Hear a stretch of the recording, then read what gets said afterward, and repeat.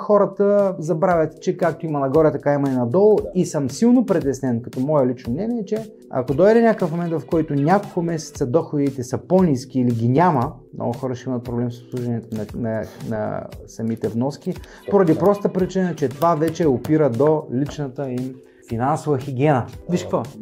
Той, който разбира или който иска да се адаптира, независимо какъв е пазара, шансът му да оцелее е много по-голям от този, който не иска да се адаптира, който работи по периферията на пазара и който се занимава непрофесионално с това. Затова в края на краищата, нека тези, които се разбират от работата, да си я вършат, пък да става каквото ще е. Както има нагоре, така има надолу. Както има възход, така има и падение. Каквото такова, и след като човек е адаптивен и иска да играе играта в безсрочен план, докато му позволява живота, това не би трябвало да преценя никой, защото на всеки пазар има изключително много възможности. Знаеш много добре, една стара максима в сферата на недвижимите имоти, и тя е, че когато има кръв на улиците, е идеален момент да купуваш имоти. Не го приемайте буквално само, имайте предвид, че е и в преносен смисъл, т.е. когато има драми, когато има проблеми, е добре да се купуват имоти, защото рано или късно те ще се върнат обратно.